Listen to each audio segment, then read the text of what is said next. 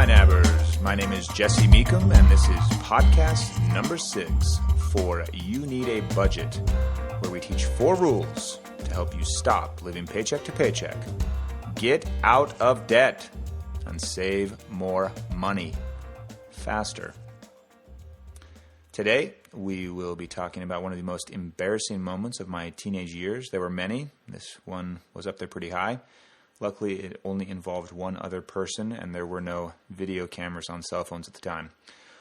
We are on Twitter now officially. I've been tweeting from @YNAB, so you can catch us there, twitter.com/YNAB.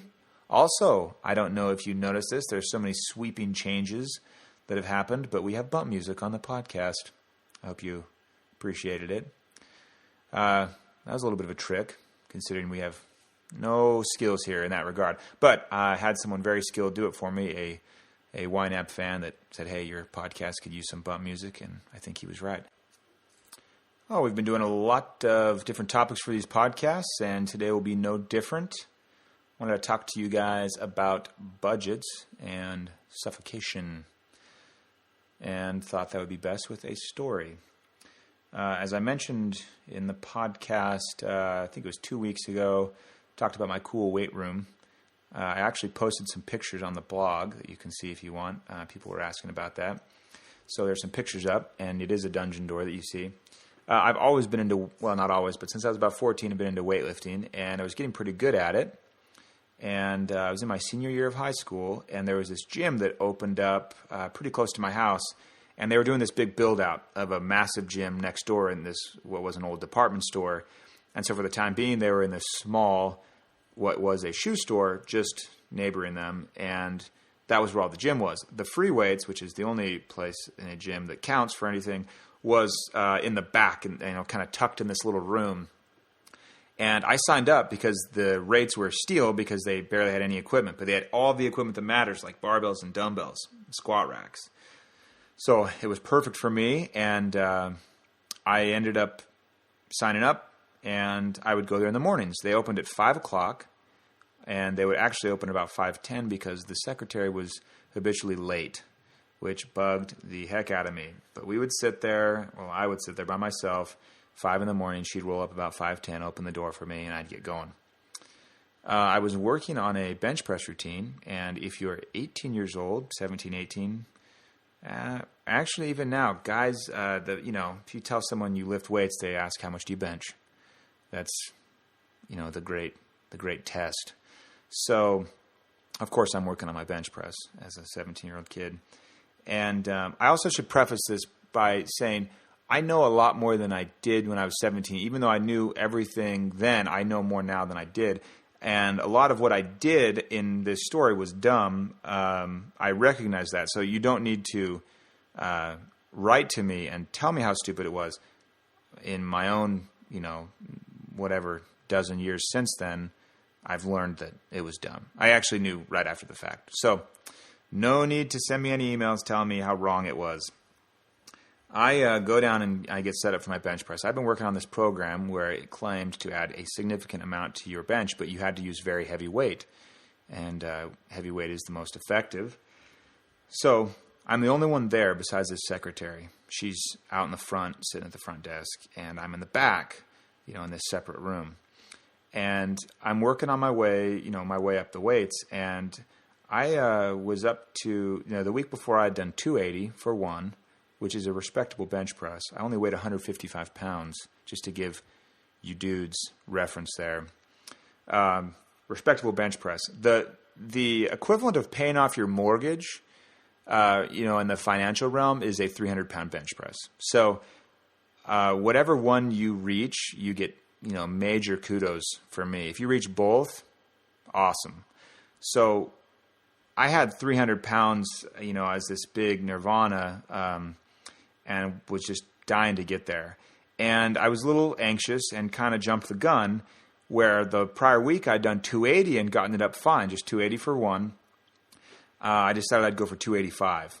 Now and 280 pounds is a heavy amount of weight, but when you add, just 5 pounds more, that is not a ton more as far as, percentages go. I've got my calculator here. It's 1.75% it's a 1.75% increase, 1.8%. So I increased the weight by 1.8%, and I lay down on the bench, and I get all settled, get a good grip on the bar, and then lock up my arms, and the bar's right over my eyes. And when you bench, you drop the bar down to where it hits about your chest height, and that part went fine, the lowering of the weight. And I get to the bottom. You don't bounce. You never want to bounce off your chest. And I was pretty controlled. I actually have had pretty good form. And I was very controlled on the way down. You're a lot stronger going down than you are going up. And I go down to the bottom, and I'm acting this out right now because I can't say it without acting it out. I go down to the bottom, and I start on my way back up. And I got about half, I don't know. Probably halfway, maybe a little less. And I realized that bar is not going anywhere. And, you start to run out of energy as you're pushing and pushing and pushing against this weight. So the clock is ticking. You can't indefinitely push against it.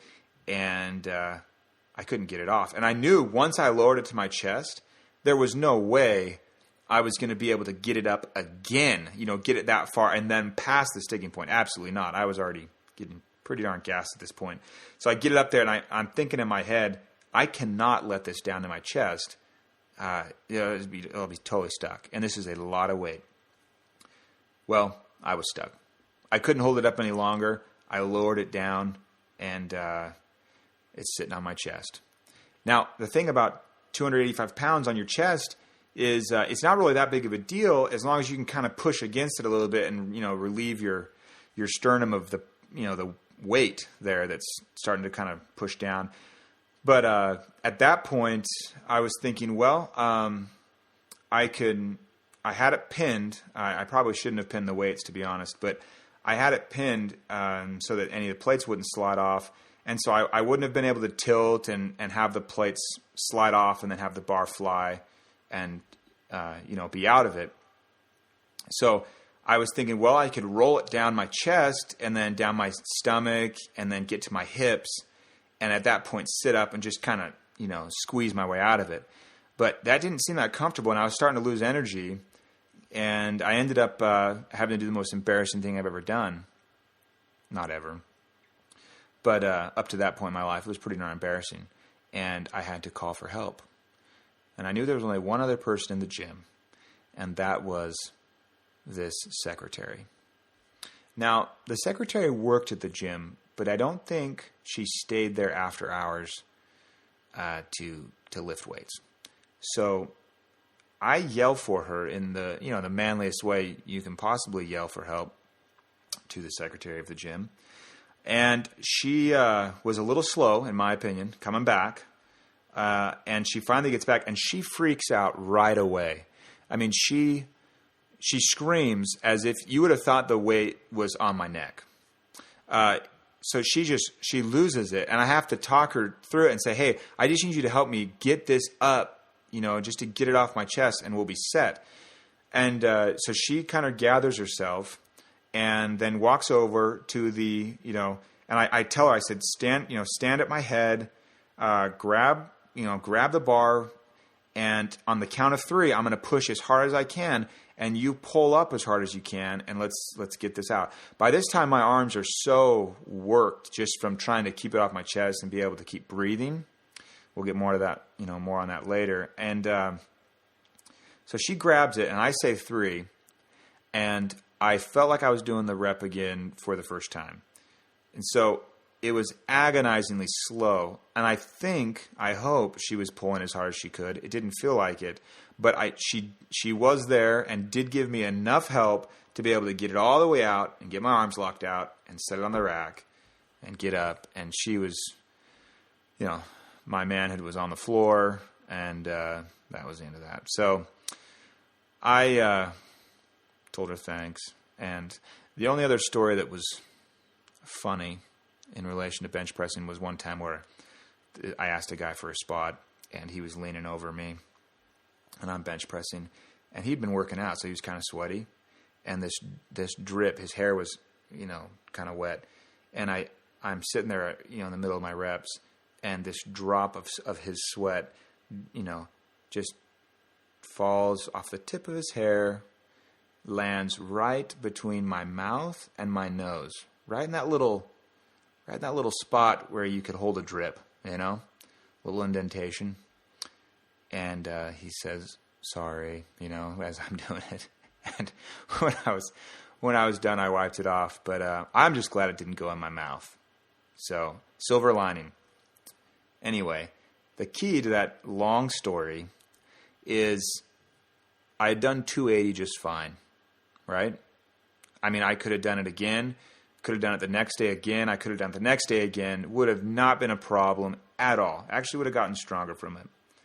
But as soon as I put 285, just 5 more pounds, just 1.8% more on that bar, suddenly the bar is just sitting on my chest. And I can't breathe, and I'm getting exhausted, and I have to cry for help.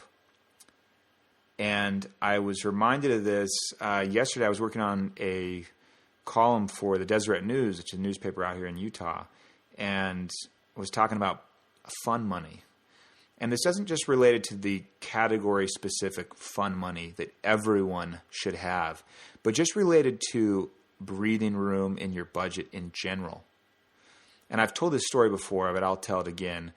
When my wife and I first started budgeting, Julie, she's just intense. She can do anything. And we were super tight, and we were super poor, so we had to be super tight.